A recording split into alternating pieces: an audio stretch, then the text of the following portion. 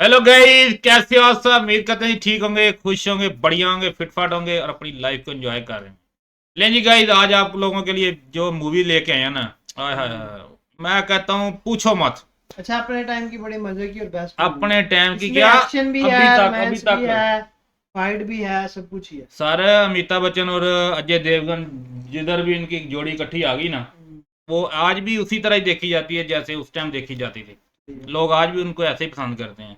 और अमिताभ बच्चन के तो फैन मैं कहता हूँ, जो न्यू जनरेशन आ रही है ना, वो भी उनकी फैन है ऑटोमेटिकली। तो चले देखते हैं जी मूवी।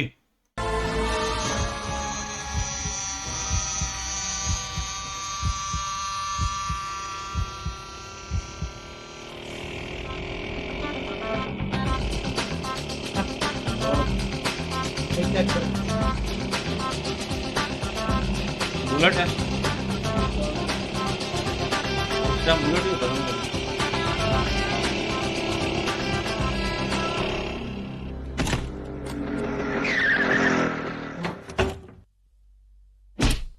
ए, ये ताला क्यों लगाया मेरे घर पे? जी वो सर, ये ताला सिर्फ हवेली को ही नहीं लगाया गया ये है, होगी, ये होगी। बल्कि आपके मुकद्दर पर भी लग गया है। वो भी आपके डैडी ने लगाया है, नहीं इस वसीयत की चाबी से। वसीयत? क्या लिखा है इसमें?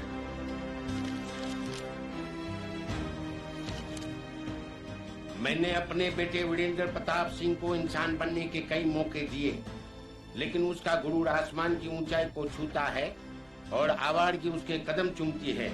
हमारे खानदान में ऐसा कोई चिराग नहीं जला जिससे अपने ही आशियाने को जल जाने का खतरा पैदा हो जावे। वीरेंद्र प्रताप सिंह उनमें से एक है। अगर 21 साल की उम्र पूरी करने तक वो अपने बाप दादाओं की तरह मिलिट्री एकेडमी ज्वाइन नहीं करता, तो उससे तमाम ऐशो आराम छीन लिए जाए। अच्छा, वो तमाम जायदाद का हकदार तभी बन सकता है जब मिलिट्री जब वो मिलिट्री एकेडमी में भर्ती हो जाता है। ए, बिजली मुझ पर गिरी है, रो तू रहा है? हवेली पर बिजली गिरती है तो हवेली को कुछ नहीं होता है, लेकिन उसके बाजू में हम जैसों का झोपड़ा होता है, नहीं वो जल जाता है। अब मेरे घर में चूल्हा कैसे जलेगा? तुम्हारे घर का चूल्हा भी जलेगा, इस हवेली का ताला भी खुलेगा। हाँ? वो कैसे सर? मेरे बाप ने वसीयत लिखते वक्त एक गलती कर दी। उन्होंने ये तो लिखा कि मैं मिलिट्री एकेडमी ज्वाइन करूं। आप तो जानते हैं इस शहर में कोई ऐसा कॉलेज नहीं है जहां से मुझे निकाल कर बाहर ना फेंका हो। इसलिए मैं मिलिट्री एकेडमी ज्वाइन करूंगा और इतने कानून तोड़ूंगा कि मिलिट्री वाले 2 ही दिन में मुझे निकाल बाहर फेंकेंगे।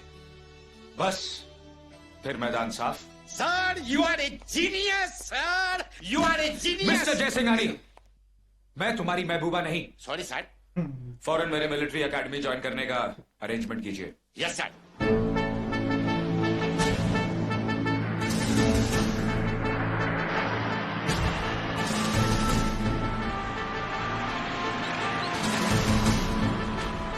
दोस्तों, मेरा नाम अमरीक सिंह गिल है। बचपन से ही मैंने ये ख्वाब देखा था कि एक दिन आर्मी का बहुत बड़ा अफसर बनूंगा, और आज वो दिन आ गया है। गिल साहब, सपना तो इस भंवर सिंह शेखावत ने भी देखा था, लेकिन सिर्फ फौज का बड़ा अफसर बनने का नहीं, बल्कि दुश्मन के इलाके में घुसकर उसे छट्टी का दूध याद दिलाने का। साले 1971 की जंग में मारे पूरे खानदान को मिटा गए थे।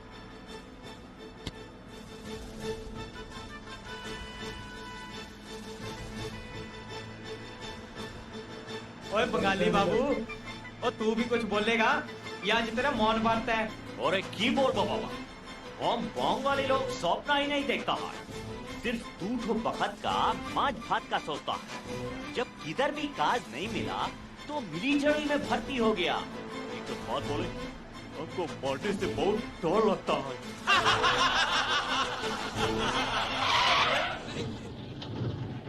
हंसने को किसने बोला? क्यों? हंसने के लिए भी आपसे परमिशन लेनी पड़ेगी? हंसना तो क्या, इसके लिए भी आर्मी में परमिशन लेनी पड़ती है। हंसना भी है तो सिविलियन की तरह मत हंसो, इस तरह हंसो, समझे?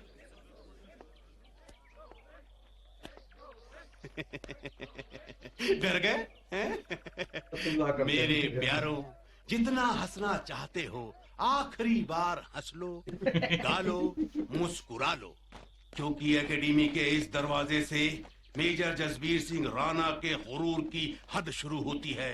उसके बाद हंस नहीं पाओगे। उनके कदमों की आहट से फूल खिलने की बजाय मुरझा जाते हैं। माहौल में शमशान जैसी खामोशी छा जाती है और उनको देखते ही हवा थम जाती है।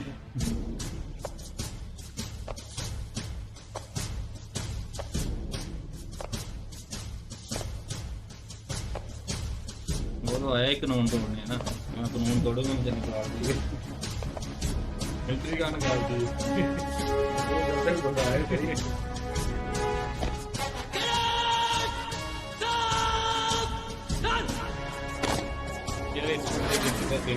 जो ये ऐसे बोलता है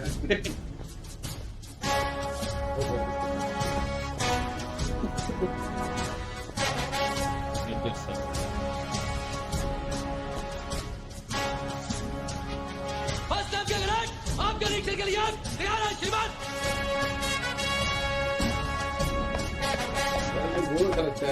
चलते हैं ना।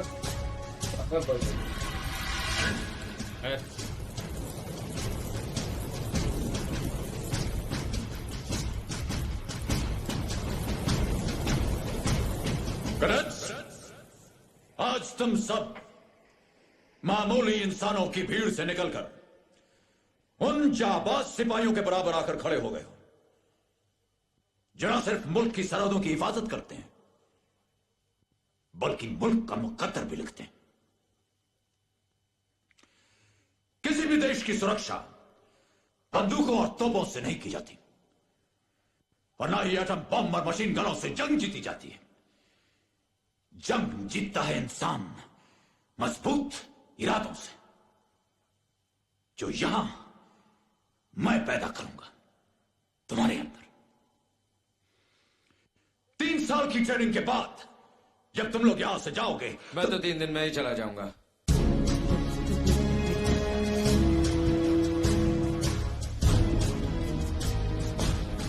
स्कूल का हेडमास्टर नहीं है। Said something? कुछ कहा तुमने? मैंने कहा मैं 3 ही दिन में चला जाऊंगा यहां से। जब तक तुम्हारी ट्रेनिंग पूरी नहीं हो जाती, जानवर से तुम इंसान नहीं बन जाते, तुम इस एकेडमी से एक कदम भी बाहर नहीं रख सकते। दीवारें ऊंची करवा लो मेजर, मैं एक ही छलांग में फांद जाऊंगा इन्हें। ऐसी गलती कभी मत करना, वरना जिन पर आज तुम खड़े हो ये टांगे नहीं रहेंगे। हर कैडेट मेरा ऐलान कान खोलकर सुन ले। आज के बाद तुम लोग सांस भी लोगे तो मेरे कायदे कानून के हिसाब से। अगर और मेरा भी ऐलान सुन लो, आज से मैं हर रोज तुम्हारे कानून तोड़ूंगा और यह सिलसिला तब तक चलता रहेगा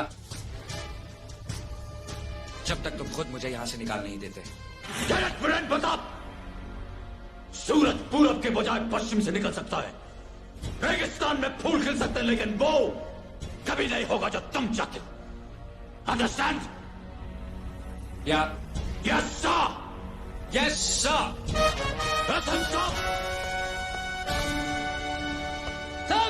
मार्च देम ऑफ।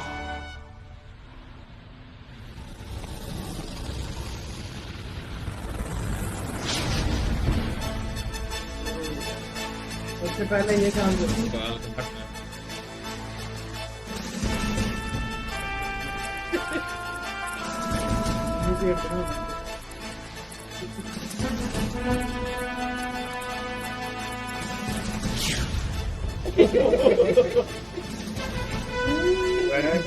अच्छा लग रहा है।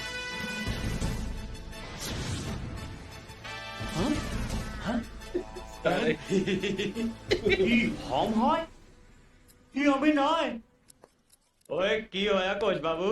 अमरीक बाबू जरा देखो हमको क्या से क्या बना डाला। कितना प्यार से इस सबको थोड़ा थोड़ा करके बड़ा किया था, एक तो झटका में इसको वतन से बेवतन कर दिया।